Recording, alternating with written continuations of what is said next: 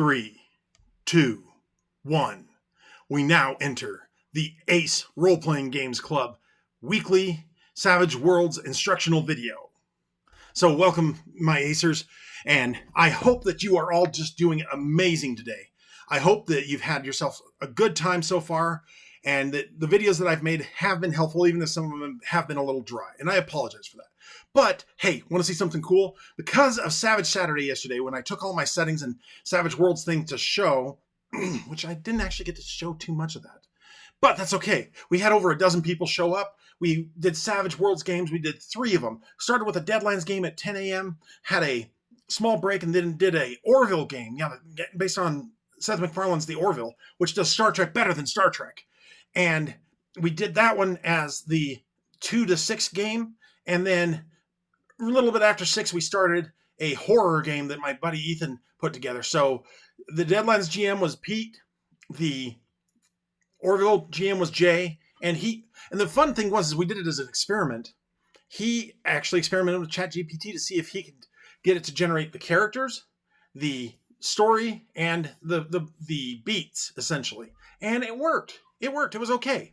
However, I would not repeat the experience. I would actually take it, especially if you have domain knowledge of something or you're pretty smart about something, take that adventure that gets written or that gets suggested in ChatGPT and make it your own for real. It'll give you the ideas of where to start, maybe even some story beat ideas, but then take it to the next level and do the next thing and make it really an Orville adventure.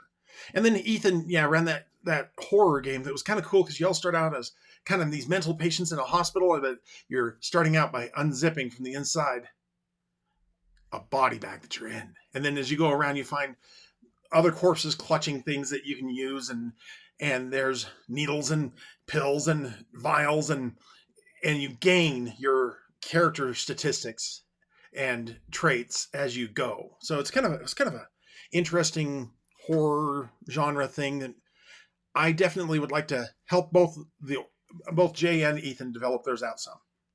And then Pete did Giants in the Mist. So that was really a fun day yesterday. I'm still working on the basics of how a Savage Saturday works. I'm going to publish those. I hope to get those published on Pinnacle's website, and then we can start seeing Savage Saturdays multiplying around the country and around the world. Because, hey, right now, Savage Worlds is where it's at for me. I definitely will, I will keep my promise. I'll learn index card RPG. I'll look at the game mastering sections and some other stuff, like my friend Dave Thomover. I'm hoping I said his last name right. Dave, I'm sorry if I didn't, but you're still amazing. He's the one who wrote this game. I'll pull it off the shelf here if it's on the shelf, and it's not looking like I have it on the shelves. Where did I put it? Okay, anyway, there's a game called Fluxfall Horizon. I think I've talked about it on the channel before, but it's really a good game, and I really hope that maybe I can help him to savage it. So anyway, that's the kind of the brief roundup of where things have been this week. My D&D game didn't happen on Wednesday, so it kind of gave me full time to focus on getting ready for Savage Saturday. I even read the whole thing of Dust Bunny's Life Under the Couch, and I shared that with you guys the other day. And that was just kind of my experiment in video doing for this channel to see what I could provide. So, that said, I believe we were in the middle of a demo last time. We're not in the middle, but we just done one round of a demo. There were 4 skeletons left, so I have the stats for the skeleton pulled up here, and our knight, Sir Roland, he's still here, written on the back of an envelope. That's the great thing about Savage Worlds, is that the stat block is just tiny. It's really your players or you who make that character into something amazing. And we decided that Roland had a quirk that he laughs in the face of danger. And that quirk is actually based on me. That's something where you can bring some of yourself into your characters. That's something I want to encourage you to do. Because every character should be a little bit you. Maybe that villain who's trying to destroy that part of Hell's Kitchen is doing it because he wants to improve that area and make it into an area where decent people want to live. And maybe his approach of destroying it and evicting all the people isn't the best approach. But there's part of your heart that says it would be nice if the area could be nicer for the people who live there. And you want to improve your city. And so that's where we can empathize with a character who is a little bit like us. And sometimes, yes, there is a character like the Kurgan where there is nothing of you in that character, but he is just pure evil. So that's another example of where you don't put yourself into it. But in the case of Sir Roland, I put a little of myself into him. And that little piece of myself is the me that laughs when I get into stressful situations, like really hard. It would happen more often when I was doing the more vigorous sparring that I would do with my self-defense instructor, with my Tai Chi Chuan instructors back 20 years ago. And he'd pop me in the back of the head and I just start to laugh, and I would laugh and I would laugh. Even though I was stressed and I was frustrated, I would laugh. And so that's kind of a quirk that I've given to Sir Roland. So, and if you remember correctly, where we were last time is the skeletons had closed in on him. There were now 4 skeletons left because he pulled out his bow and he plugged one. He just let that arrow fly. It flew and it nailed that skeleton. And I've made it so these skeletons are animated because they have a little blue gem or crystal kind of right behind their sternum that makes them kind of glow with a blue radiance light. And that's not something that's in Savage Worlds. That's something that you add as a game master to Savage Worlds. You make those skeletons animated because you decided the rationale for it. And sometimes you don't have to. I mean, think about all the zombie movies. Zombie movies, they rarely ever, or TV shows, they rarely ever tell you what started the zombie plague. The zombie plague is ongoing. And I like what some of the people who taught me how to game master in Savage Worlds have taught about zombies in general. And that is that when you have a zombie, you have a force of nature. A zombie is no longer an enemy. The enemies are the other people who are not nice, and they take advantage of people and places and things during a zombie apocalypse. And that's human nature, isn't it?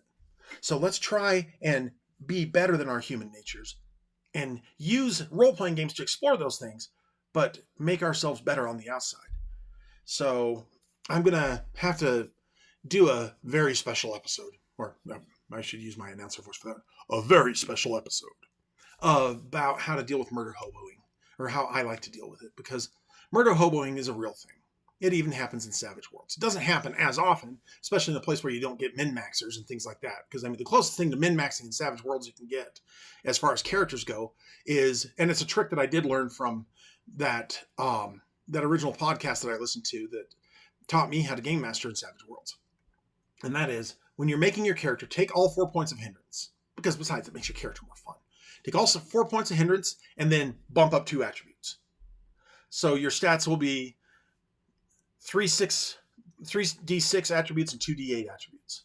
And that makes a good balanced character. I mean, yes, you could bump up 1 attribute to a d10 and have 4d6 traits, but I usually like to try, as a game master, to try and limit my players to a d8 in any given attribute. And then they can go up from there as they go up as they advance.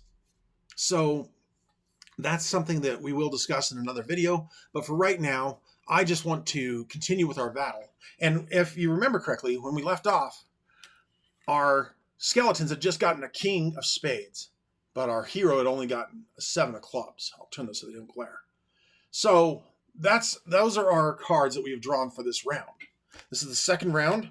There are 4 skeletons around our hero, and I can't even remember what the MacGuffin was that he was after, but it was a thing to heal the princess.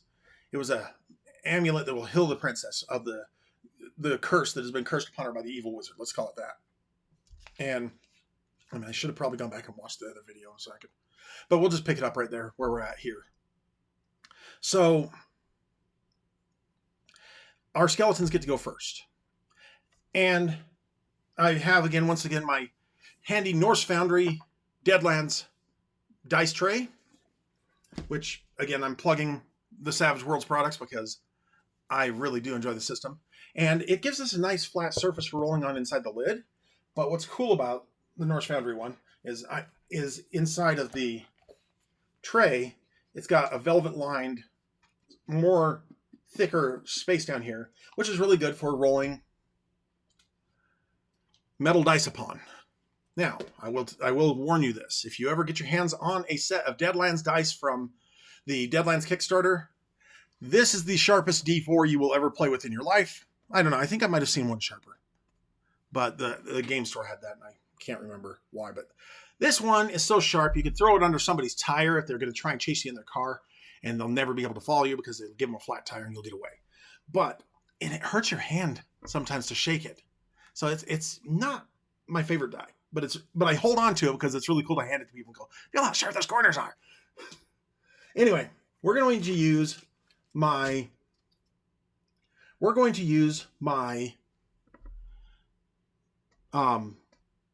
set from Fear Agent. So this is the 6 on the wild die, if I can get that out of the light, because I guess it's going to glare. Okay, yeah, you can see that it's a rocket ship. That's the 6 on the wild die. And the rest of the dice are all pretty like that. Even the D20 is pretty. But that's why a Savage World set comes with an extra D6, usually a pip one, just to be able to symbolize this is your wild die. So, the skeletons, I'm going to roll for them and there's 4 of them, so I'll just roll for them individually. Skeletons are not wild cards, so they do not get a wild die. So they have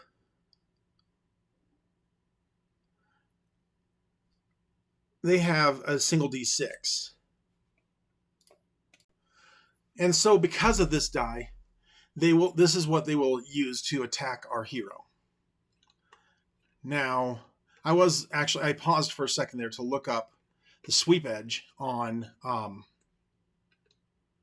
the sweep edge as an edge. And I took a higher vigor, so he can take a few more hits instead of the higher strength, which might have been the smarter way to go, because sweep would allow me to make a fighting attack and apply it against all targets within my reach at a -2 penalty. And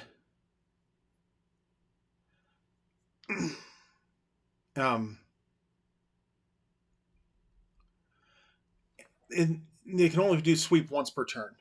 You know what? I'm not going to change this right now because I'm going to still roll with him the way he is, but I am going to change the way I was going to do the skeletons. I was initially going to do individual rolls for them, but no, I'm going to go ahead and give them the +3 they're going to get, because there's 4 skeletons. So the first one doesn't get a bonus, but the second one gives the first one and the second one a +1 bonus. So each of those give a +1 bonus. The third one gives a +2 bonus to everybody, and the fourth one gives a +3 bonus. So had the 5th one made it, there would have been a +4 bonus if all 5 of them had made it. But one's completely down. So there's a +3 bonus to hit our hero. And I'm going to just go ahead and roll a wild die with their attack die, and it will represent all 4 of them, and then I'll resolve their damage individually. Okay, there's a 4, and our hero's parry is 6 because his fighting is D8.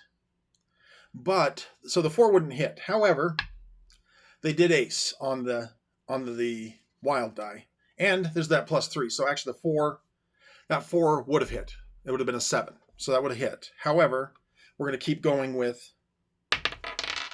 this, and we rolled a 5. So that's an 11 +3. That's a 14. So that is a hit, and a 10 is a raise. So it's a hit with a raise. These guys are going to be doing strength plus D4 damage because of their claws. So their strength is a D6 and the D4, and then they get the bonus D4. I'll just use one of these. The bonus D4 for the raise. So the first skeleton's damage is a 2 plus a 1, so that's 3, but that's plus a 6. So that's 9 now. Plus 4 more. So that's 13 total. 13 total damage. His toughness is an 8. There's no armor piercing on these claws. So toughness is an 8.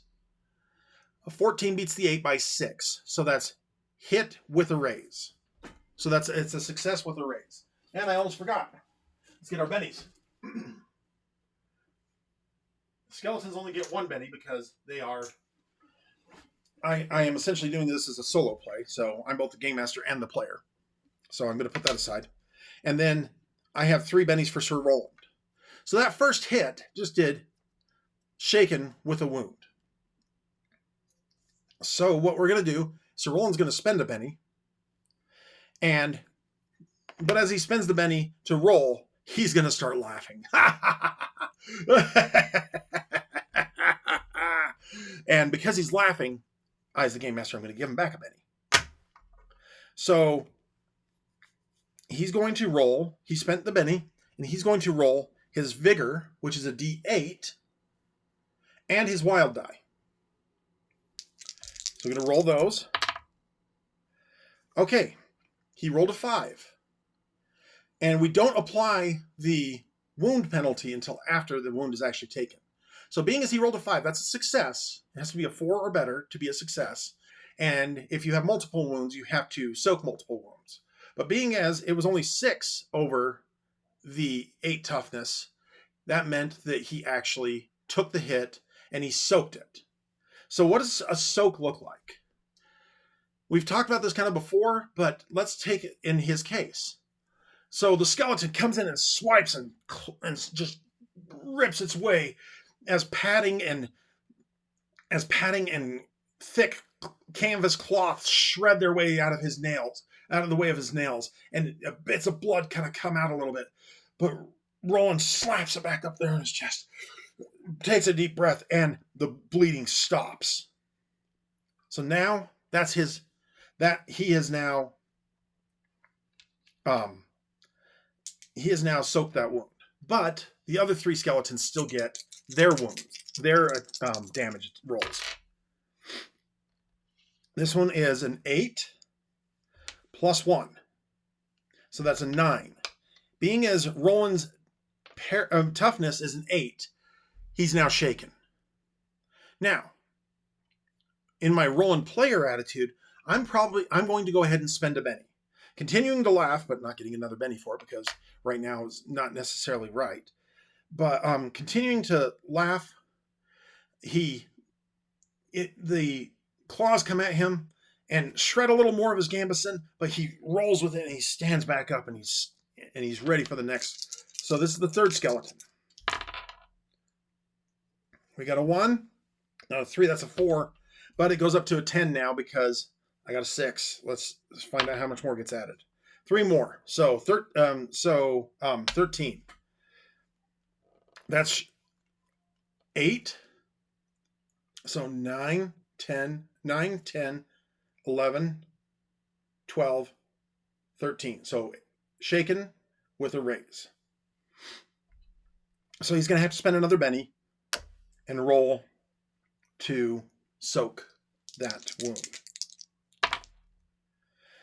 He rolled a 7 and a 5. So either one of those would soak that wound. So he soaks both wounds. He soaks the single wound, and he's not shaken. And that's good because here comes the 4th skeleton.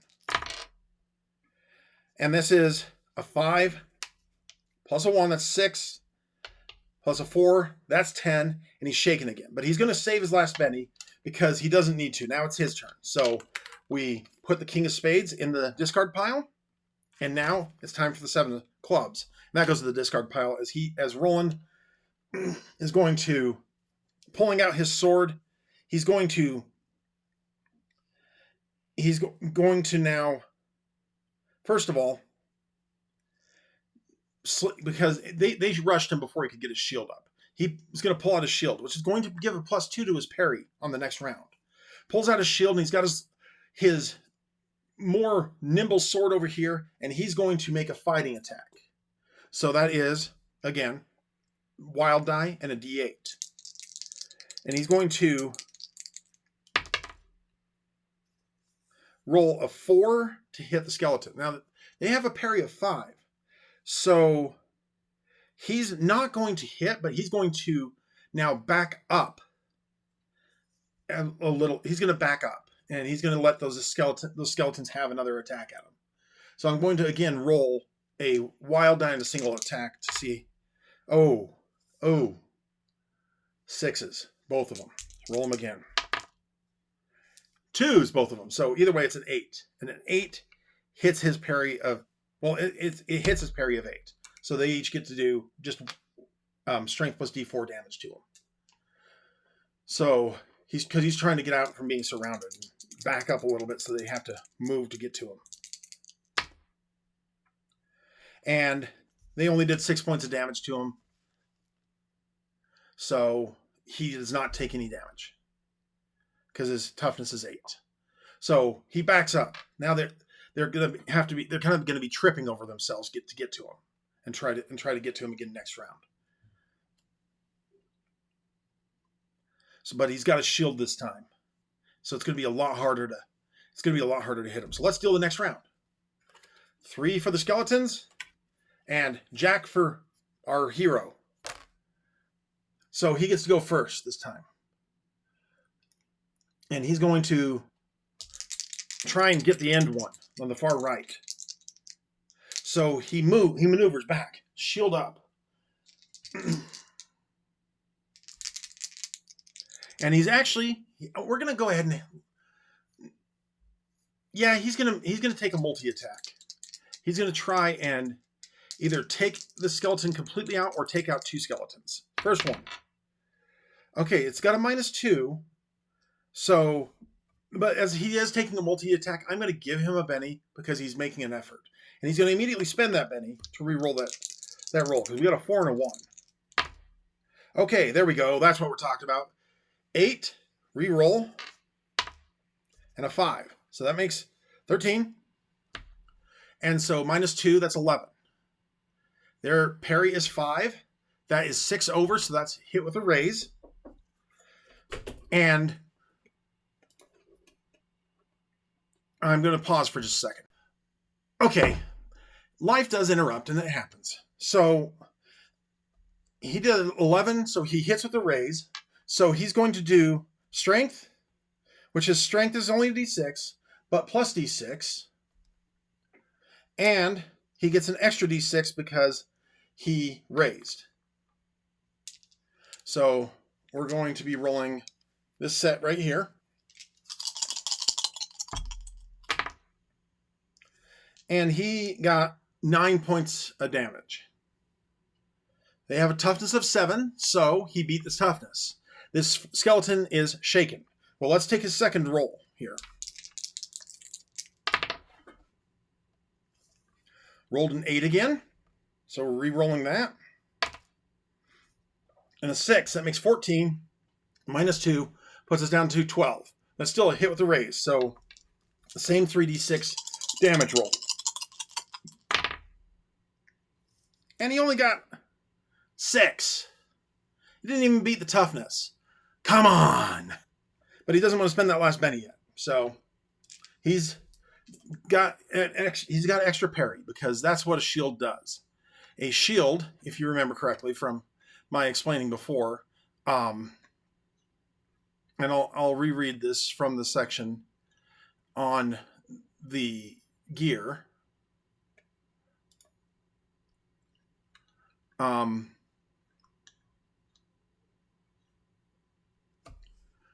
So in gear, on page, that page number was removed. Okay, 71. Up on page 71 of the book,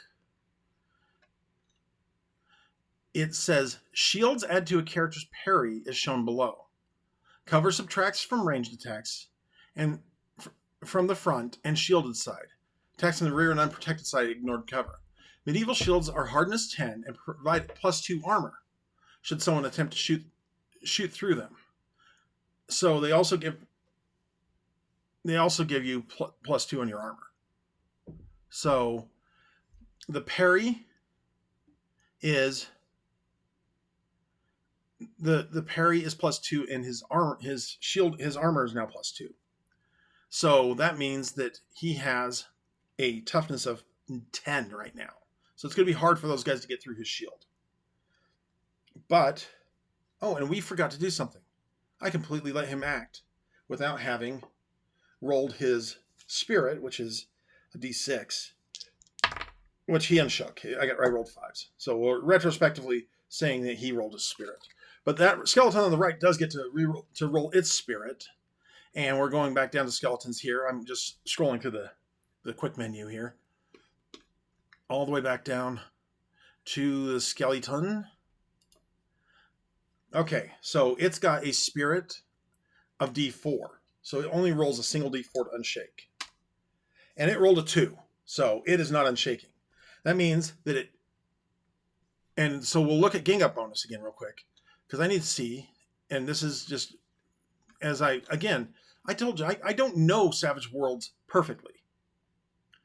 But if someone is shaken, well, let me look it up under gang up bonus first. So,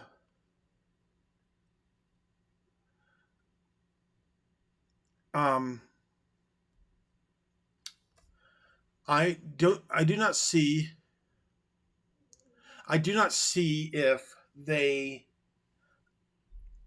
So, yeah, when he backed up by a gravestone, so they can't get at him very well on that side. He's got some cover on that side. But I'm going to say, because I don't see it here, okay, so it's each adjacent foe who isn't stunned. So I think shaken still will apply. So our shaken skeleton clatters up on the side of the gravestone that is on the right-hand side of our hero. So that gives him a bit of cover, but that skeleton's not going to be attacking. And then the other 3 skeletons advance on him as well. But they're coming up on his armor, on his shielded side. So they're making clattering bone sounds and sounds of bones being scraped over ground and dirt as they somehow magically have the ability to make sound, because normally they don't go anywhere because they don't have the guts. Anyway, the skeletons are going to make an attack. They do get the +3 bonus, but only 3 of them are actually going to be able to land attacks this time. So we're going to do their fighting again, d6, and I'm going to do it as a collective roll. And we rolled a 2 and a 1. I'm going to spend their 1 GM Benny to re-roll that. So this is a re-roll on that attack. Got a 2 and a 5, and a 5 is not enough to get through his parry. Roland is safe for this round. They come forward scratching at him, and he batters him back with the shield, and he batters this one back, and then this one over here. And now he's ready to go again. So let's deal the next round. Roland and the skellies. So that's the way we should do it, is player and then NPCs. So Roland is going to make that attack again. He's going to just do a straight up attack this time and try and take down their bonus by 1. Oh, we got an ace on the d6. And a 4, so we got a 10. A 10 to hit their parry of 5. That is 5 over their parry. That's a hit with the raise. And he gets to roll the 3d6. But we saw last time that when you roll a 1, 2, 3, really crappy rolls, that you're not going to do much damage to him. However, there's 10, and it's only an 11, but the toughness is 7, and that is 4 over the toughness of 7. So that's shaken with a wound. Now, if it had just been a shaken result, because he was still shaken, the one on the other side of the headstone, he would have taken the wound and he would have fallen into a pile. But what happens this time is because Roland pushes the other skeletons back, swings down and hits this one. He cleaves some clavicle straight through the sternum and the blue gem behind it. And the gem, poof, it comes out in a small puff of smoke and then and then just falls to the ground as the skeleton falls to the ground. And now it's the skeleton's turn. They're going to collectively attack. A 3 and a 2. No bennies to reroll. And Roland laughs and says, "Ha! This is what you get for standing in the way of the needs of the princess. Foul beasts." And so he's back on the attack again. We don't know if he gets to go first yet, but the GM's going to give him another benny. So Roland and the skeletons. Roland takes his sword and he's going to go for the next one.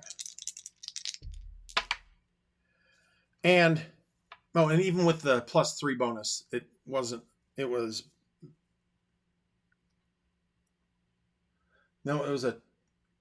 2 and a 3. So actually the 6 barely would have hit. So we'll say that he got shaken. We'll give him a chance to unshake first. So we're going to use this die and roll his unshake. And that rolls for unshake, he gets to, or actually he did not unshake. He rolled a 2. So I'm going to spend a benny and unshake. So that's where he's going to roll his fighting attack on the next skeleton. And he got a 5. Not enough to hit there. Well, it was just enough to hit the parry. But he doesn't get the bonus die this time. So it's just strength plus d6 on the sword. So 8 points. So that's enough to shake the next skeleton. The one right in front of him. He's just mowing them down from the side. And now it's their turn. And they still get a +2 bonus. So they're going to attack collectively. +2. Rolled 4s. Got a 6. His parry is 6. So they get to do d4 plus d6 damage. Because their strength is d6. We're going to roll that.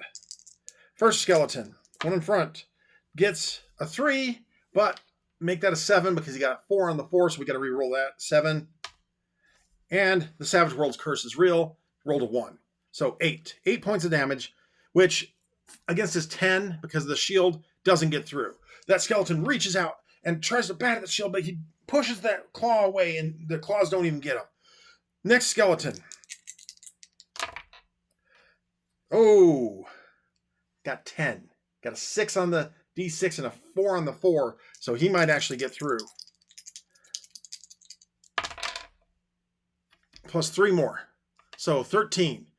That does get through the 10, but only by 3. So what happens is, when he knocked the first skeleton, this one came clawing at him. He knocked that first skeleton's claws out of the way, but the second skeleton was right there behind him, and he slashes at him, rips some more of his gambeson armor. And now he's shaken. But he's going to just hold on because he thinks he might need that benny just in case. So he's not going to use the benny to unshake. And then the last one's going to do damage. And let's see if it actually gets through. No, it only got 3 damage. So it still runs into the shield. So he bats away the first one. The second one comes through right behind the first one, slashes into him. He's like, oh my gosh, that was quick. And then he starts to laugh again. And the one over here, it slashes at him. And he is now being driven back a little bit by their onslaught, but he's not leaving their melee range, so he's not getting another attack. So let's take the next round. And he got the Joker. The Jokers are wild. He gets a Benny just for drawing a Joker. And now he gets +2 on everything that he does this turn. And they get a Jack. So that means, first of all, there's going to be a reshuffle after this round. Second, because of the Joker, Smiling Jack here, we are actually going to see some pretty cool stuff happen this time. So one, he is going to do a multi-attack. That's the first thing. He's going to declare multi-attack right now. And he's actually going to do 3 attacks. So yes, all of his attacks will be at a -2, but that's only because he gets, well, actually all attacks technically are at a -4, but 2 of that gets eliminated because of the +2 from the Joker. So that's the time to do a 3 attack is when you get the Joker. And also he got the Benny, and then he'll get a +2 on his damage as well. So first attack, he's going to roll a 4 and a 5. So -2, that'll be a 3. He's going to spend a Benny. Come on. 5 and a 2. He's going to go all in. And he's going to, one more roll. A 7 which -2 is a 5. So that first attack finally hits with a 5. Better hope he doesn't miss on the other ones. But that one there is going to get strength plus d6 damage. Hey, there's a 6. 9. And another 3 makes it 12. 12 points of damage. And he gets and so 12 points of damage plus the other 2, so that's 14 points of damage. Toughness is 7 on the skeleton. That's another skeleton down. There's only the 3 left now. Or there's only 2 of them left now. Because he got this one, no, there was the 3 left in front of him. So that one's down now. So there's only 2 left. So second skeleton. He's going to attack him. Come on, 8s.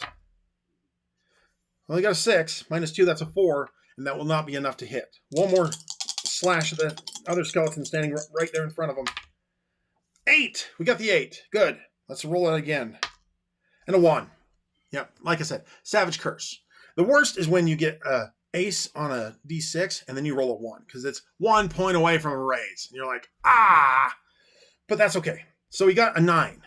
And a 9 -2 is a 7. And a 7 is still 2 over the parry. That's enough to make a hit. We got an 8 because we got a 6 on this one, so we're going to roll that. And 9, 10, and 11, 12. So we got 12. That's 5 over his toughness. That's shaken with a wound. That's another skeleton down. Now it's just him versus that last skeleton. And that last skeleton now gets to go. And it's going to only get to roll a d6 for its fighting. Now it's just down to him. And he rolls a 4. That's not enough to hit Sir Roland's parry at 6. So we go on to the next round. So like I said, because we drew a joker, we're going to take all the cards that we've dealt, and we're going to, I like to stick them in the middle just because when I played cribbage with my dad years ago, I used to, I really used to hate it when I put the cards on top of the deck, and then he'd pull them off the top of the deck and look through my hand again, and sometimes even get some of the points that I missed. So I got in the habit that I definitely want to make sure that he couldn't get to him, so I put him in the middle of the deck where he couldn't find him. So that's really where my habit of putting things in the middle of the deck came from. And other habits came from being a card magician and things like that. So anyway, next round, 4 for our hero and a 7 for our thing. But wait, he's quick. So we're going to discard that 4 and he gets a 9 instead. He gets to go first. So he's going to roll his d8 and d6 wild die. And he's going to roll a 3 and a 1. So he missed. He swings and he misses. He comes down and his shield gets in his way and he thumps the butt of his sword on the shield. A little frustration there. The skeleton comes back with a claw and rolls a 6 and another 6. And another one, and a 1. So that means he got hit with a raise. So that's 13 to hit a parry. Oh, it's not a parry of 6. It's a parry of 8. So it's 5 over. Still success with the raise. He gets to roll the extra d6. So he's doing strength. Oh, wait, not plus d6, plus d4.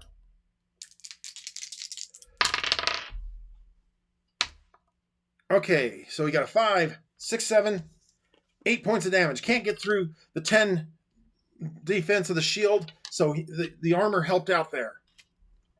Next round. 6 for Sir Roland. Oh, Joker for the bad guys. He gets a +2 on his round. But let's hope that Roland can take him out first.